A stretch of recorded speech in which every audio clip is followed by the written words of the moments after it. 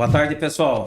Hoje estamos aqui mais uma vez com mais um podcast e com a ilustre presença de uma das grandes representantes aí da direita do nosso município, Mariana Voleiro, que esteve aí em grandes mobilizações aqui dentro da nossa cidade e hoje a gente vai bater um papo com ela. Temos também aí a presença do Beto Casac, que também é um dos libertários aí da nossa cidade, é uma pessoa que também está junto desses movimentos aí, convocados geralmente pela Mariana. Obrigado por aceitar o convite e estar aqui com a gente, Mariana. E hoje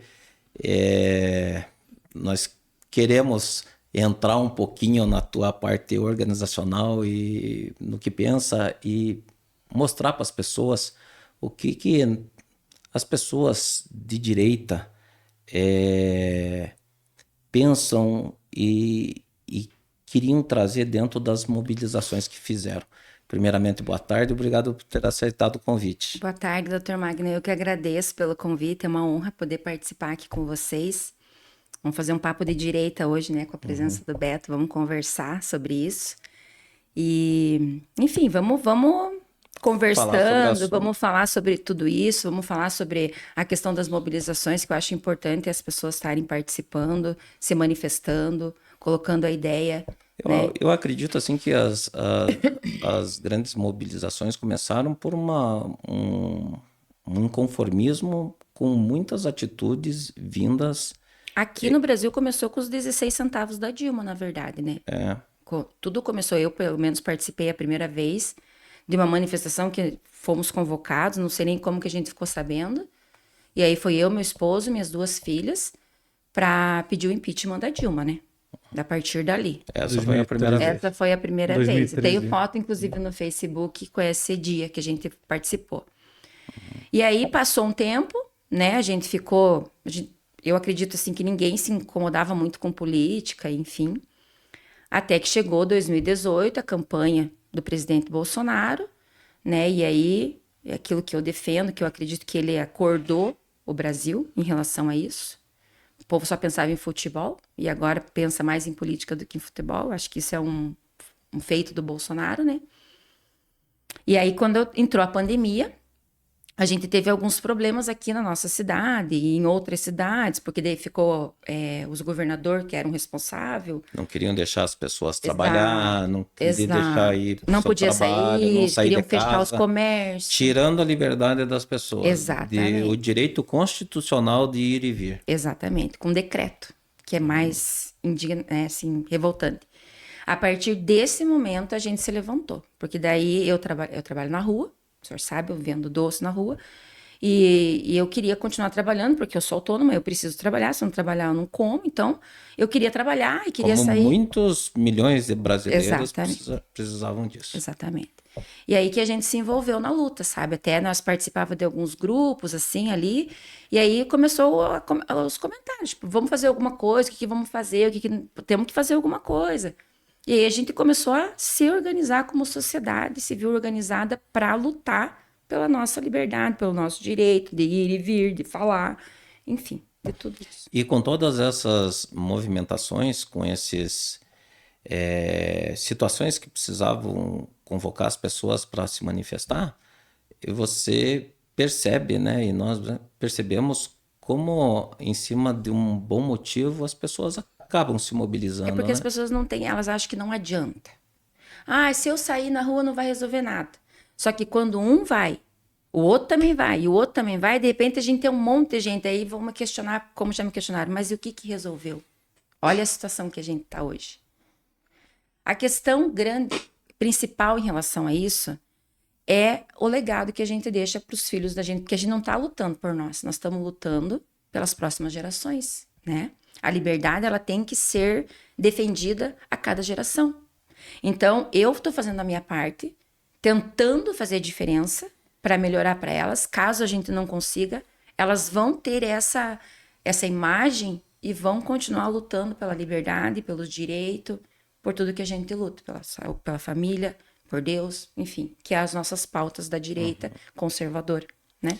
E isso que você falou, que o que adianta Mas, por exemplo, para nós, às vezes, confortável que a gente não tem uma situação de 1.200 pessoas que foram presas Exato. numa manifestação, muitas delas aí sem nada a dever e foram presas. E tem algumas senhoras aí que não tem uma passagem pela polícia, não tem A grande maioria, né, doutor Mário? saindo da cadeia hoje, depois de 3 anos e meio, né?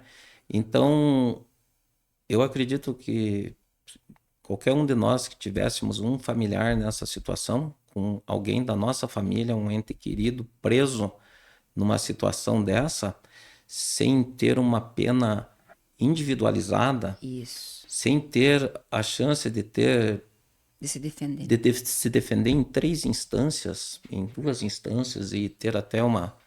Hoje se fala até depois da terceira instância e ainda ter o trânsito em julgado e tudo para ser presa. Nada disso aconteceu para essas pessoas e a desproporcionalidade das penas. Então, imagine você com um filho teu ou uma mãe, a tua esposa, teu marido, enfim, qualquer ente querido nessa situação. Eu acho que se até aquelas pessoas que eu não sei como é que podem ser favoráveis a essa questão, se eles tivessem um ente nessa situação, eles pensariam diferente, né? Então eu acho que essa indignação assim ainda tem que ser levada adiante, né? É por isso que a gente continua lutando. Por essas pessoas que estão presas injustamente. Porque o que foi feito para atingir o Bolsonaro, mas quantas pessoas eles atingiram antes disso? Quantas pessoas eles prejudicaram? Família, pessoas que morreram. Como eu estava falando, eles não têm como reverter esse processo de injustiça. Por mais que eles sejam soltos, voltem para casa, a gente consiga uma anistia ampla, geral e irrestrita, que é pelo que a gente luta hoje, né? Não vai apagar o que foi vivido lá dentro, esses 3 anos e meio lá O dentro. Clesão que morreu O Clesão que morreu. dentro de um... Exatamente. Então, assim, é um mal irreversível que foi causado. E também para colocar medo e segurar a população para que ela não continuasse... Se manifestasse não mais. se manifestasse mais. E isso, de certa forma, aí, com o tamanho da brutalidade, eles até conseguiram aí Com certeza. durante um bom tempo aí, né? Porque isso criou Hoje a gente tem um presidente preso, né, doutor Marco? Injustamente, sem cometer crime nenhum, entendeu? E o pano de fundo para prender ele foi criar uma situação aí de milhares de pessoas irem presas. A gente falou do 8 de janeiro, mas a gente não pode esquecer o 9 de janeiro, Exato. que acaba sendo até um pouco mais bárbaro, porque cadeirantes, idosos, crianças, que chegaram naquele pessoas que dia não tinham lá, condições, né? e outras que ficaram no e que acampamento, ficaram no né? acampamento, que não podiam ir lá, né? Até na verdade saíram de lá sem saber o que ia acontecer. Muitas Foram pessoas enganados. chegaram Que para foram ir. recolhidos no ônibus Exato. Quando nós estivemos em por Brasília, uma resolução da situação, mas na verdade estavam sendo conduzidos Exato. para a cadeia. exato. Exatamente. Em 2021 a gente fez uma excursão para Brasília, aqui de Ponta Grossa, 3 ônibus. 3 para Brasília e 2 para São Paulo. E aí o foi. que aconteceu? Lá, olha a diferença. Quando a gente chegou em Brasília, o aparato policial era muito grande. Você não conseguiria passar pela barreira policial que estava lá, a polícia do próprio Distrito Federal ali, né? O policiamento do próprio Planalto, né? Estava ali. Você ficava a mais ou menos uns 500 metros, você enxergava o Planalto lá embaixo, não passava uma pessoa dali. Eles tinham um aparato de grades e tal, eles têm tudo isso lá. Então, o GSI, que faria todo esse controle, é o que deveria ter feito a mesma coisa em 2020, que fez em 2021. E que já estava sob Barreira, o comando tal. do novo governo. Exato. Mas aconteceu que não foi feito isso. Houve uma explosão ali, né? Eu falo estouro de manada. As pessoas acabaram, algumas indo... Explodiu, né, Beto? Que estava fervendo, revolta. né? Quanto tempo. Só que eu conversei com uma pessoa que teve sérios problemas lá, que ela chegou a ser presa. E ela falou assim, olha, eu tive que entrar... Ela falou, a ideia da maioria do grupo não era entrar nos prédios, era ficar na praça. Só que o helicóptero que passou em cima deles começou a jogar bombas de efeito moral em pessoas que nunca sonharam na vida delas que passariam por um momento de violência como esse. E essas pessoas mais, né, imagina assim, a minha mãe, né, tem 69 anos, num lugar desse, uma pessoa que ficava nervosa com os filhos de fazer qualquer ato assim que fosse indecente, ou que desse a entender uma indecência ou violência, né? Como uma pessoa como essa, que cuidava tão bem dos filhos, da família, de repente ela ter que ver bomba caindo na cabeça dela, do helicóptero, e ela fala assim, meu Deus, para onde que eu vou? Ela se obrigou a correr para dentro do prédio público, onde existiam vândalos Isso lá que eu ia dentro. dizer, porque as pessoas que chegaram a entrar relataram isso. Que quando entraram, já tinha gente quebrando e eles foram proteger o patrimônio público. Sentaram em volta das galerias de vidro para proteger, porque tinha gente querendo quebrar. E o patriota não tem esse negócio. Não quebraram um copo. E o né? fato de sumir praticamente todas as filmagens e câmeras que tinha é uma coisa Pois é. absurdamente assim. Como é que as pessoas podem aceitar uma coisa dessa, né? Porque quando você mostra uma pessoa fazendo um dano, fazendo algo que talvez que se exceda e tudo bem que ela tenha que pagar pelo Sim. que se excede, etc. Justamente. Mas pessoas que não tiveram nenhum ato de excesso ser punidas da mesma maneira. E o 9 de janeiro, que a gente acabou não comentando, é o seguinte: um militar vai com o megafone no dia 9 de janeiro pela manhã, sobe em cima de uma tribuninha e grita para todos: pessoal, esses ônibus que pararam aqui vai levar vocês para fora de Brasília, onde os ônibus das cidades de vocês estarão aguardando vocês para levá-los para suas casas. Entrem todos agora aqui nos ônibus.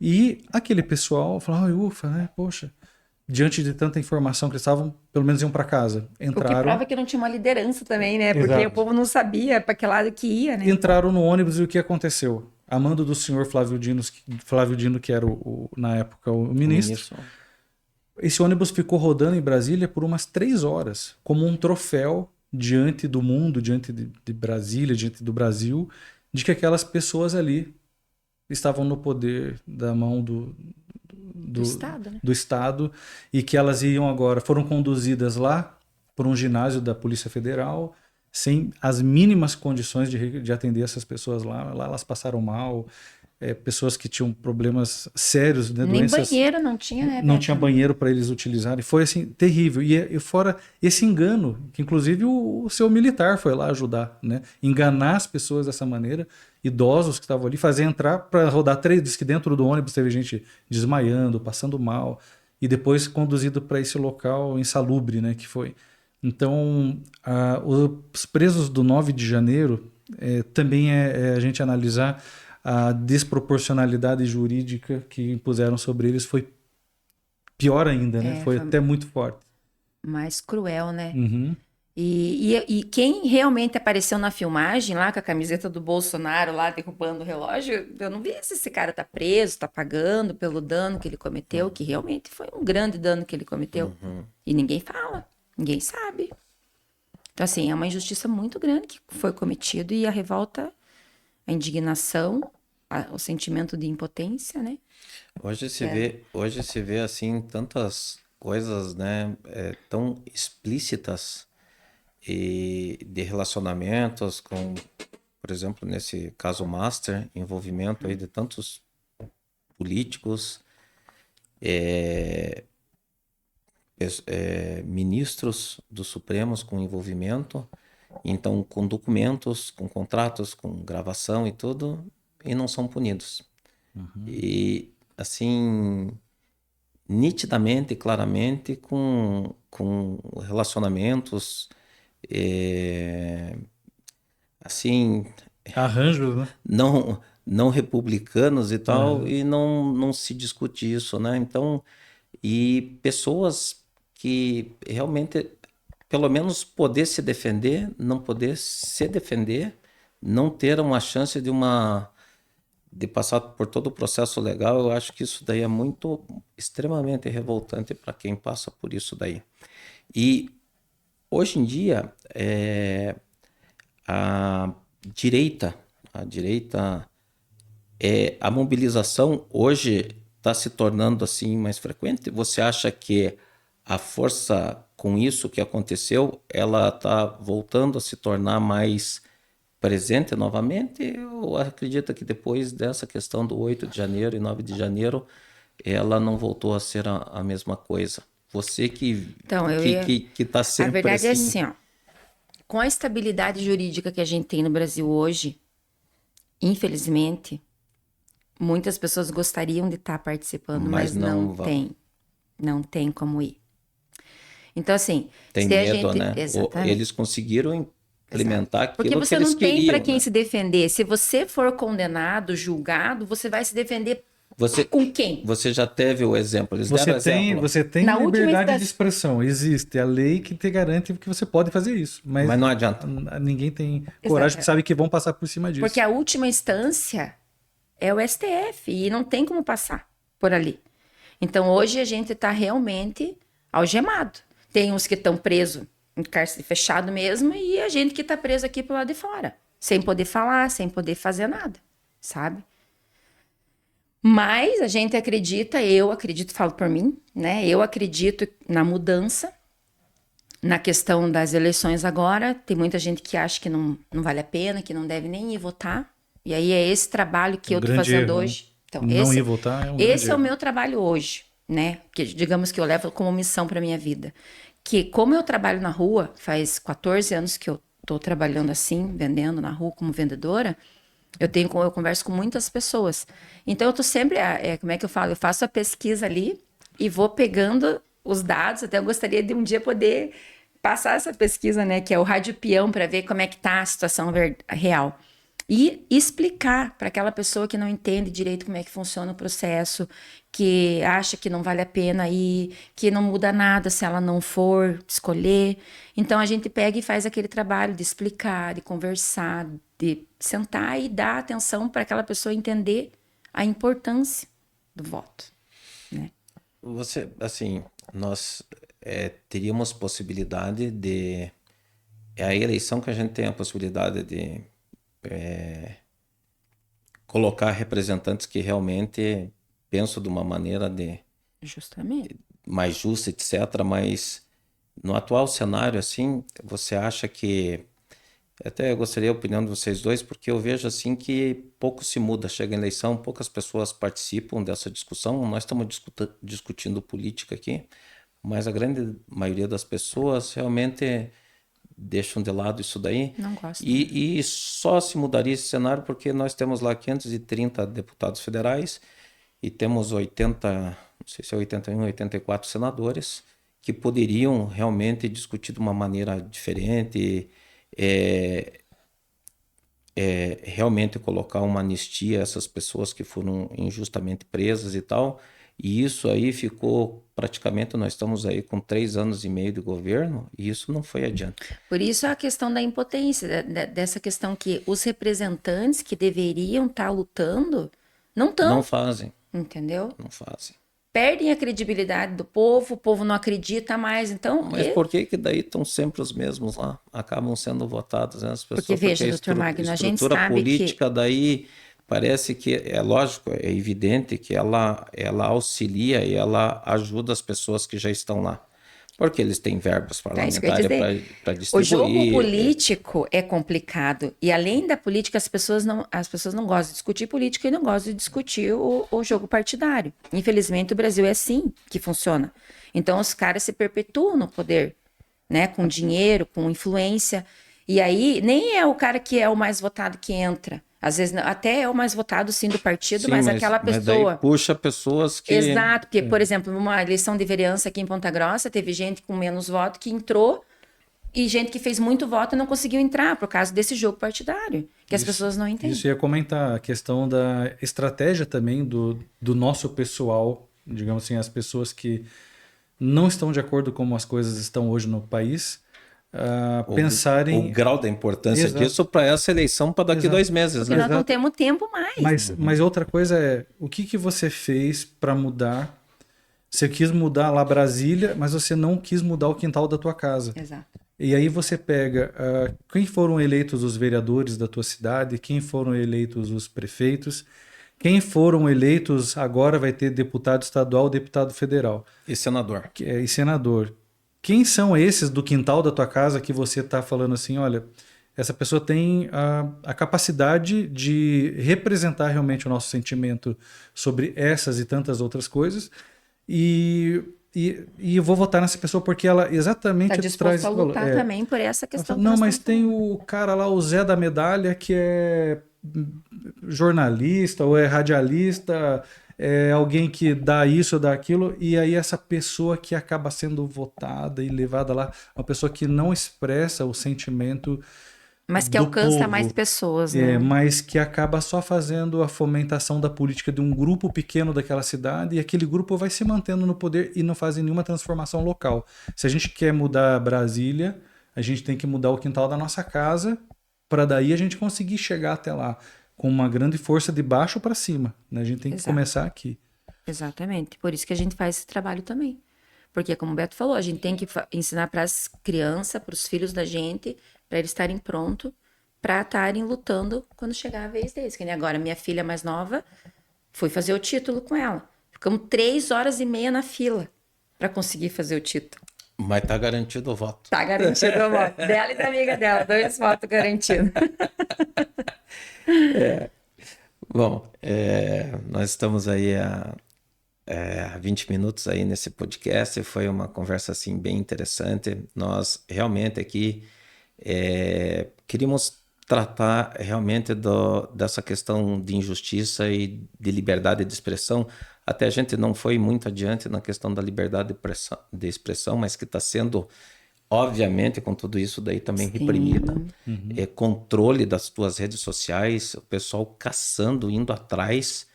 A perseguição, né? A gente nem entrou no fato de, por exemplo, o Tagliafico, né? A pessoa Tagliaferro. Tagliaferro, que trabalhou Com junto Alexandre. com o ministro, falando de tudo o que aconteceu e da busca ativa de pessoas na rede social para já cortar assim a manifestação. Isso é Se não tinha erro, que fosse criativo e achasse.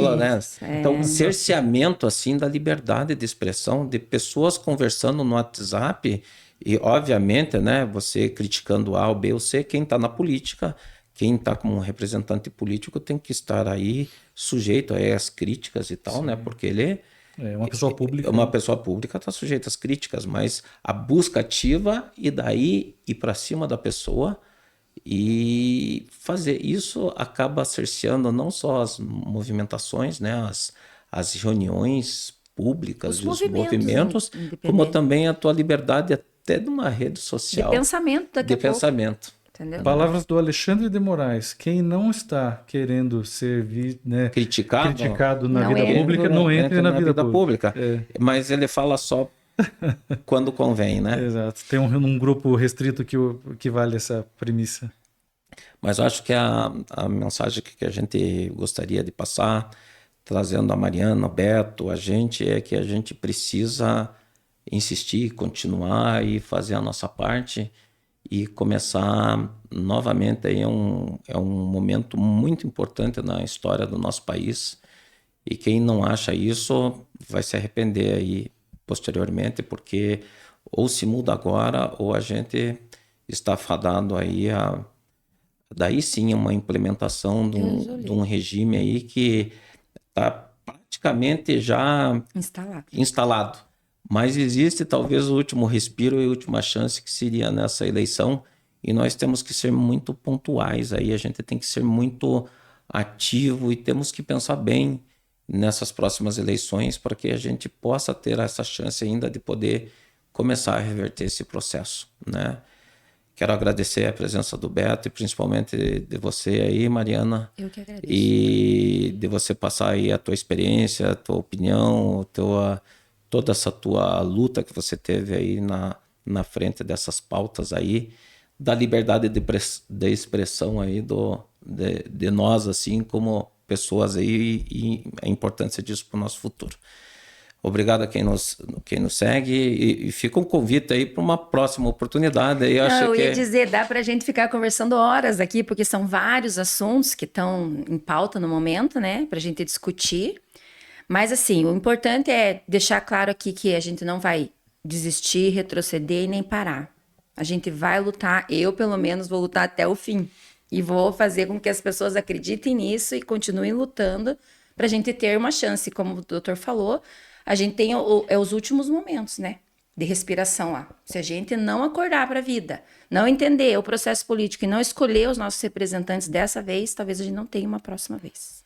Uma pessoa faz diferença. Imagine se tivesse umas 200 Mariana em Ponta Grossa, uns 200 Beto em Ponta Grossa, tivesse aí umas 300 Mariana lá em Curitiba e assim em todo o município. E com esse pensamento que a gente pode interferir, pode mudar e pode fazer diferença, né? Então, eu acho que principalmente é passar essa mensagem e a gente ir atrás disso. Temos 60 dias para virar esse jogo. Para trabalhar. Obrigado, pessoal, e até o nosso próximo podcast.